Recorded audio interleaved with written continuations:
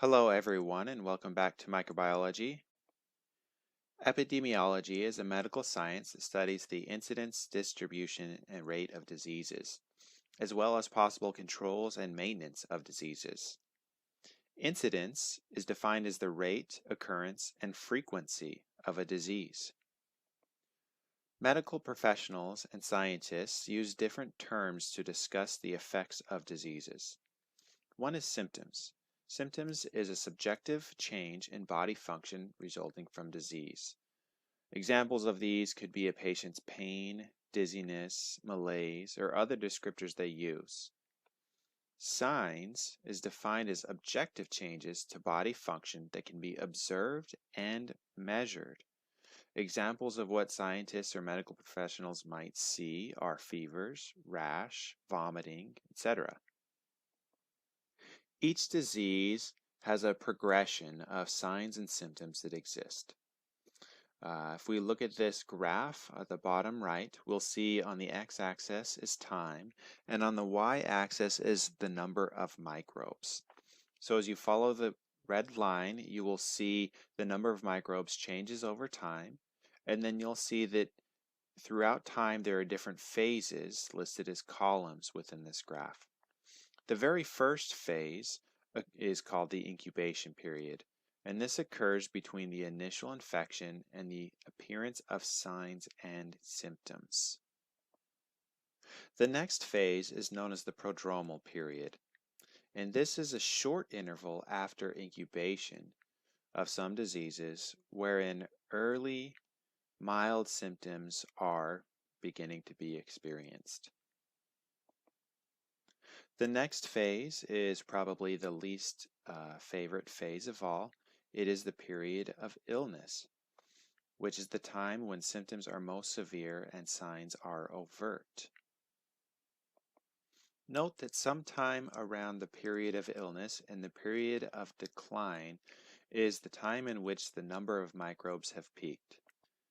The period of decline, as one could imagine, occurs after the host's immune system has overcome the infection. And during this time, signs and symptoms begin to subside. Lastly, we have the period of convalescence. This is the period in which the body recovers and returns to normal function. During the next exam, you should feel comfortable in labeling the X and Y axis, as well as the different phases, and be able to identify the line of the number of microbes within each phase. Checkpoint 1. What phase occurs before the period when signs and symptoms are most severe? So let us revisit the definition of epidemiology, which is a science that studies the incidence, distribution, and rate of disease, as well as possible controls and maintenance. You can see here that epidemiology largely has to do with the way a disease relates to a population. This may include the etiology, which is the cause of disease, the geographical distribution of disease, the timing of infectious disease occurrence, and the transmission of disease. Checkpoint 2. What four parameters of disease does epidemiology focus on? Diseases may be non-communicable, that is, they cannot be transmitted between hosts. They can be communicable, which means that they can be transmitted between hosts, and they can be contagious, which means that they can be transmitted rapidly and easily between hosts.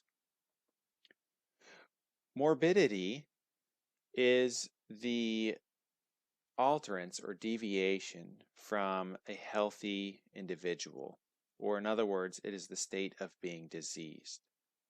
Morbidity rate is the frequency of occurrence of a particular disease in a population. There are two ways we describe occurrence. One is incidence, and this is the number of new cases of people who contract a disease during a particular time. If we look at the graph to the right, we can see the prevalence and incidence of HIV in the US from 1980 to 2010. The blue line represents the incidence, the number of new cases during each time point. The red line represents prevalence, so this is the accumulation of the total number of people affected by that disease at any particular time. Checkpoint 3. In your own words, describe the difference between prevalence and incidence. Mortality is death as a result of disease. Mortality rate is the frequency of death from a particular disease in a population at a given time. Recall that incidence is the rate, frequency, or occurrence of a disease. We can look at the patterns of incidence and describe them as being either sporadic, which means that they occur only occasionally in a region. An example of this might be the plague. It may be endemic, which is constantly present in a region, such as malaria in sub-Saharan Africa. A step above this would be epidemic, where it is present in a large number of people in a region, such as Ebola is now in the DRC. And a step above that can be pandemic, in which it is a global outbreak in a larger number of people. An example of this is AIDS. Here you'll see a graph from the CDC showing the percentage of all deaths due to influenza and pneumonia. The black line is the seasonal baseline. The red line is the actual mortality rate that is seen. And the blue line is an epidemic threshold, in which when the actual mortality rate crosses that blue line, it is considered an epidemic. Checkpoint 4. Consider the following statement. If there is an epidemic disease in a region, then that means the disease is also endemic to that region. Choose the most accurate response. It is important to be able to describe the severity of a disease as it progresses. A disease may be acute, in which it develops rapidly but lasts a short time. We're all familiar with influenza and how it develops rapidly, but usually within a week or two it clears. A disease may be chronic, where it develops slowly and is less severe, but also lasts a long time. An example of this would be hepatitis B. And a disease can also be subacute, where it develops at a medium rate and to medium severity. An example of this would be endocarditis, which is the infection of the lining of heart chambers and valves. And lastly, it could be latent, where the causative agent that produces disease occurs after an initial period of inactivity. So an example of this might be cold sores.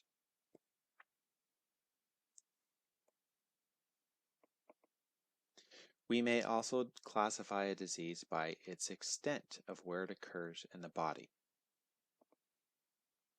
It may be local, where an infection of a pathogen is limited to a small area of the body.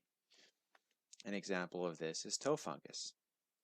Next, it might be systemic, whereas the infection from a pathogen or its products is spread throughout the entire body by circulatory or lymphatic system. An example of this is the flu, influenza. Communicable diseases have different reservoirs or sources of infection. Diseases can be transmitted from either a living organism or an inanimate object. Living reservoir examples are humans, which can be both affected and carriers of disease, or wild and domestic animals. An example of this being the plague. We may have non-living reservoirs, An example of this would be soil, and botulinum can be present in soil, so it may be a source.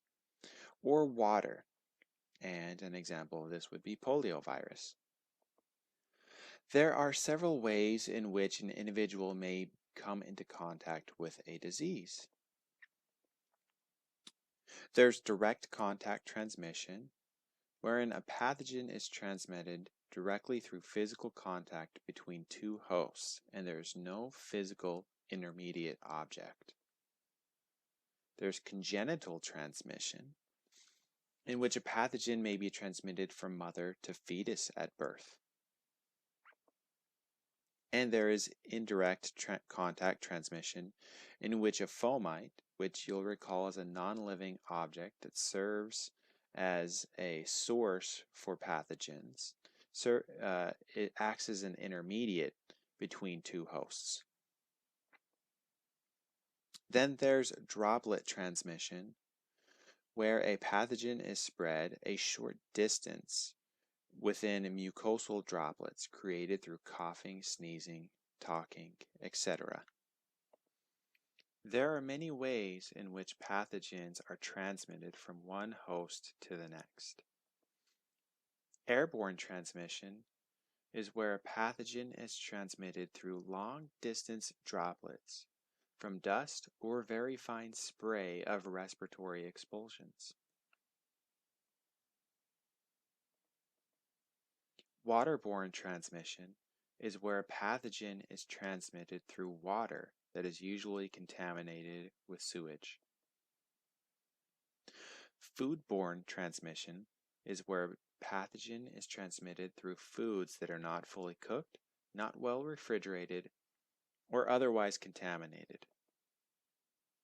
And finally, fecal-oral transmission is where pathogen is transmitted from one host's feces to another vehicle, such as food or water, and then to a host. There is also another vehicle of transmission, which is called vectors. Vectors are animals that carry pathogens from one host to another. The most common vectors for human diseases are insects, and they may do so in two ways.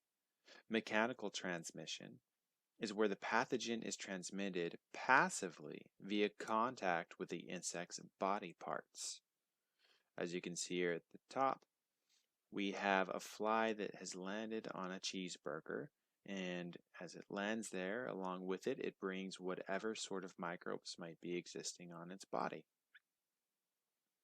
Next, we can have biological transmission. That's the one you see at the bottom right there, with a mosquito landing on the skin. As the mosquito lands on the skin, it injects a needle into the host, and it can transmit the pathogen directly.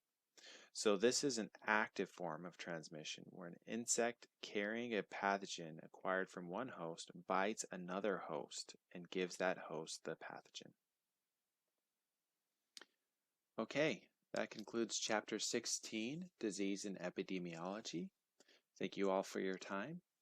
Next chapter will be Chapter 14, where we'll talk about antimicrobial drugs. Thank you very much.